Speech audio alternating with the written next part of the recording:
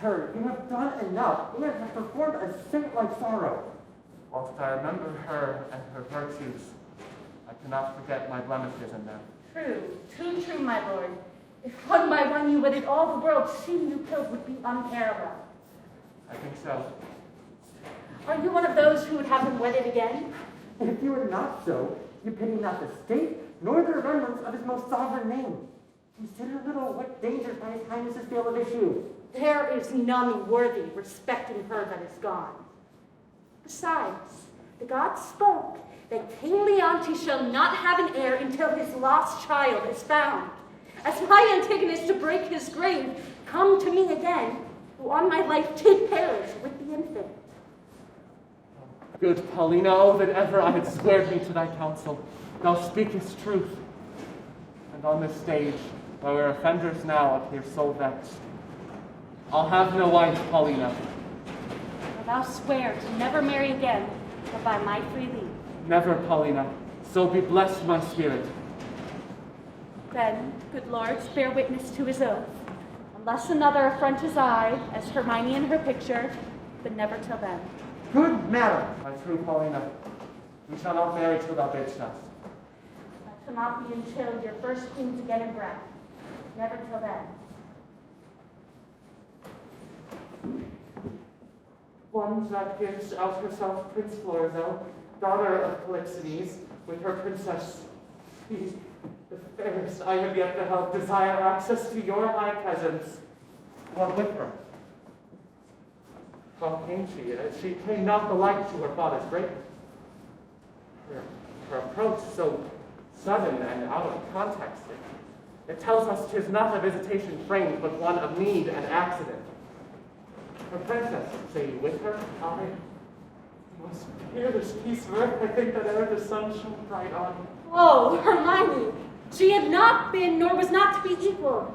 Thus your verse once flowed with her beauty. 'Tis surely apt to say you have seen better. Pardon, madam. The other, when she has obtained your eye, will have your tongue too. Go, Cleomene. Yourself, assisted with your honored friend, bring her to our embracement.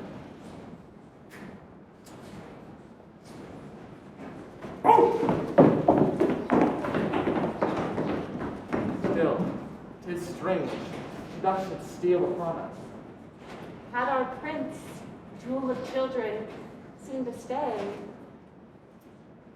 he'd match well with him. There was not but a month between their births. Prithee, no more, cease. Thou knowest he dies to me again when talked of.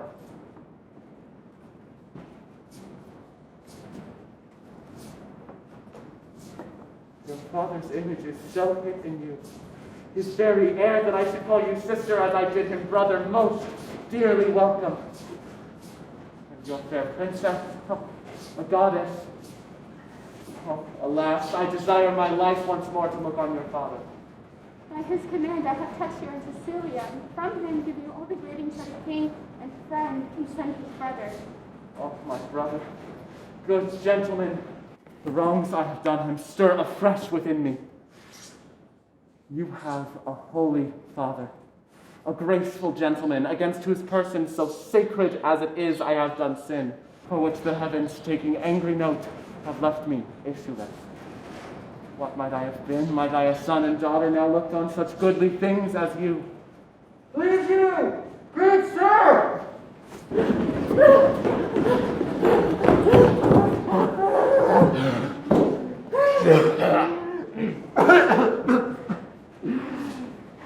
Bohemia greets you from himself by me. Where's Bohemia? Speak. Here, in your city. I came from him. He desires you to attach his daughter, who has both her dignity and duty both cast off, fled from her father, from her hopes, and with a shepherd's daughter? Meets she on the way the father of this seeming lady and her brother? Camillo has betrayed me, whose honor and whose honesty till now has endured all weathers. Oh, lay him so to his charge. He's with the king, your father. Who, Camillo? Aye, Camillo. I spake with him, who now has these poor men in question. Ne'er saw I wretches so quick. They kneel, they kiss the earth. forswear themselves as often as they speak, and Bohemia stops his ears and threatens them with divers deaths in death. Oh, my poor father. The heaven sent spies upon us. We'll not have our contract celebrated. You are married? No, we are not. Is this the daughter of a king? She is. When she is my wife. I am sorry, most sorry, you have broken from his liking where you were tied in duty as a duty. Beseech you, sir, step forth our advocate. At your request, her father will grant precious things as trifles. I will to her father. I am friend to him and you. Thus should I, on this errand, go towards him. Come, follow me, mark what way I make. Come!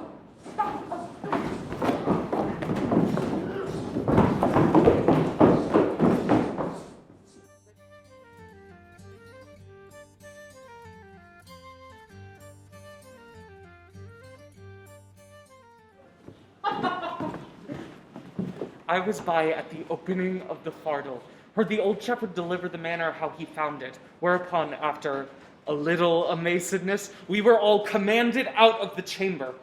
Only this, methinks, I heard him say, he found the child! Nothing but bonfires! The oracle is fulfilled! The king's daughter is found! The king found his heir! Most true, most true. The mantle of Queen Hermione, her jewels about the neck of it, the letters of Antigonus found with it, which they know to be his character, the majesty of the creature and resemblance of the mother, and many other evidences proclaim her with all certainty to be the king's daughter. Did you see the meeting of the two kings? No. Then have you lost the sight which was to be seen cannot be spoken of. There, like if you beheld one joy crown another, so and in such manner that it seemed sorrow wept to take leave of them, for their joy waded in tears. Our king, being ready to leap out of himself for joy of his found daughter, as if that joy were now become a loss, cries, "Oh, thy mother, thy mother!" Then asks Bohemia forgiveness, then embraces his daughter-in-law. Then again, worries he his daughter with hugging her. Now he thanks the old shepherd, which stands by like a weather-bitten conduit of many kings' reigns. What pray you became of Antigonus that hence carried the child? He was torn to pieces by a bear. Are they returned to court? No, the princess hearing of her mother's statue, which is in the keeping of Paulina, thither with all greediness of affection are they gone. Let's along!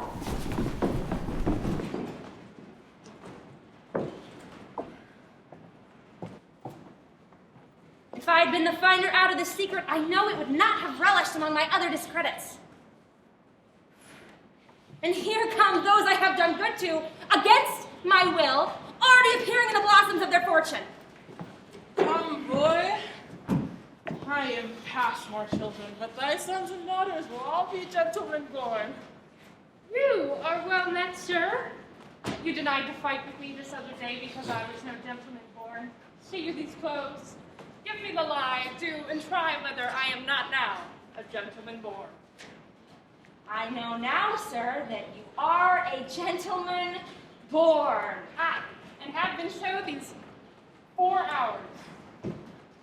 And so have I, boy. So you have. I was a gentleman born first before my father, for the prince's son took me by the hand and called me brother. And then the two kings called my father brother, and then the prince my brother, and the princess my sister called my father father. We may live, son, to shed many joyful tears.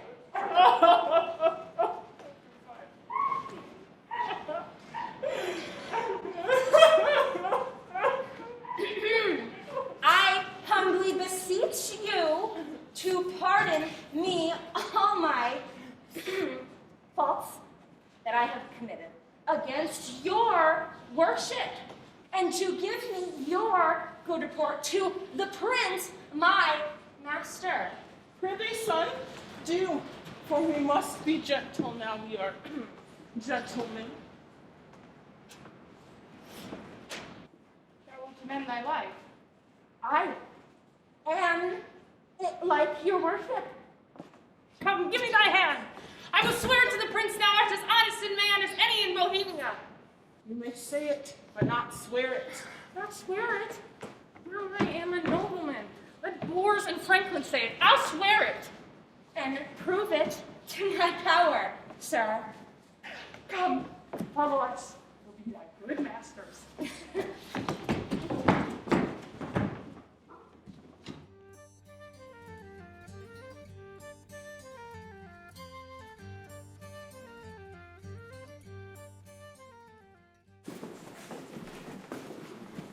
With your crowned brother and these contracted heirs of your kingdom, my poor house to visit. Oh, Paulina, we honor you with trouble, but we came to see the statue of our queen. But here it is. Prepared to see life as lively mocked as ever, still sleep not death. Behold, and see 'tis well.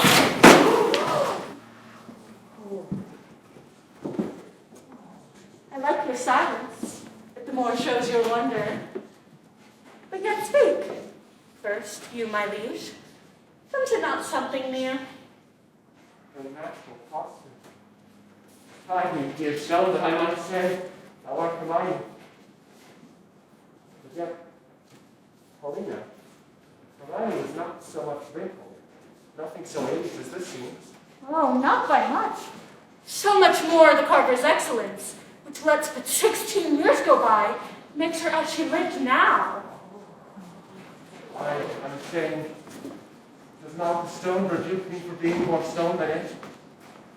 O royal peace, there is magic in thy majesty, which has my evils conjured to remembrance, and from thy admiring daughter took the spirits, standing like stone with thee. And give me leave. And do not say 'tis superstition that I kneel, and that implore her blessing. Dear queen, that ended when I but began. Give me that hand of yours to kiss. Oh, patience! The statue has been newly fixed. The color's not yet dry. Oh. Indeed, my lord. If I had known that this poor image would rot you thus, since the stone is mine, I'd have not shown it. Well, do not draw the curtain. No longer shall you gaze on it. If you look longer, you'll think it not moves. Let be, let be. Would that I were dead, but that methinks already. What was he that made this? Seems, my lord, would you not deem it breathed? And that those veins do verily bear blood? Masterly done. The very life seems warm upon her lips. The fixture of her eye has motion in it as we are mocked with art. I shall draw the curtain. My lord is so far transported, he'll think it not it lives. Oh, sweet Paulina, the pleasure of that madness, let it alone. I'm sorry, sir, for I have thus far stirred you, but I could afflict you farther. Do, Paulina, for the pleasure of that affliction has a taste as sweet as any cordial comfort. Let no man mock me, or I will kiss her. Good my lord, forbear!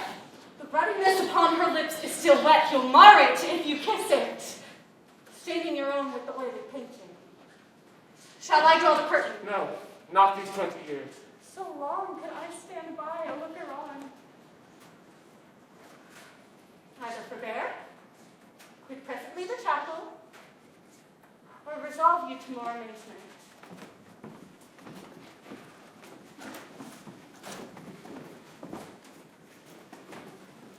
I'll make the statue move indeed, descend, and take you by the hand. But then you'll think, with our Pestilence, I am Shakespeare's palace.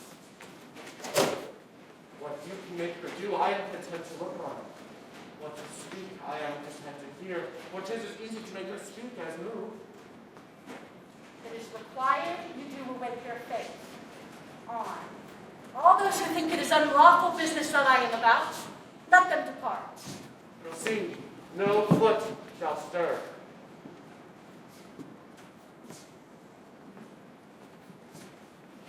Music, awake her.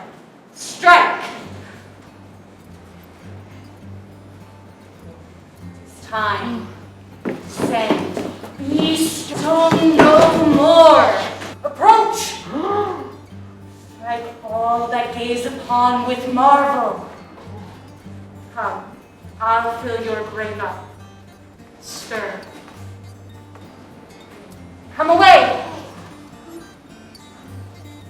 Weep your numbness to death, for from him dear life redeems you. You can see she stirs. Stop not. You'll see her actions are as lawful as my spell is lawful.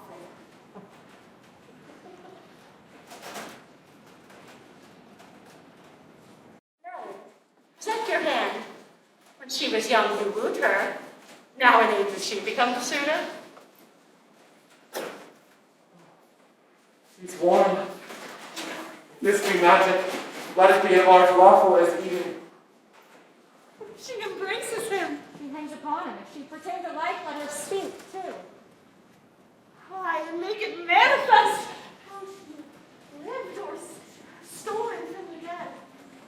As she is living, were it told you would be hooted at like an old tale, but it appears she lives.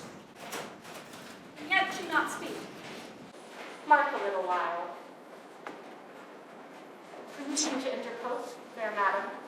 Praise your mother's blessings. Turn, good lady. Our Perdita is found. You gods, look down and from your sacred vials pour your graces upon my daughter's head.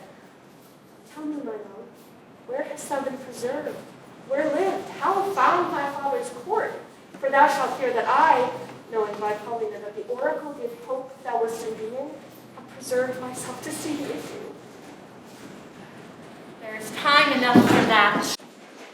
Lest they desire upon this push to trouble your joys with like relation. Go together, you precious winners all. Exultation partake to every one. I, an old turtle, shall wing to some withered bow, and there, my mate, never to be found again, lament till I am lost. Oh, peace, Paulina. Thou shouldst take a husband by my consent, as I by thine wife. This is a match, and made betweens by vows. Thou hast found mine. But how? That is to be questioned. When I saw her, as I thought, dead, and said in vain many a prayer upon her grave. I'll not seek far. For him, I partly know his mind, to find thee an honorable husband. Come, Camillo, take her by the hand, whose worth and honesty is here justified and richly noted by us, a pair of kings.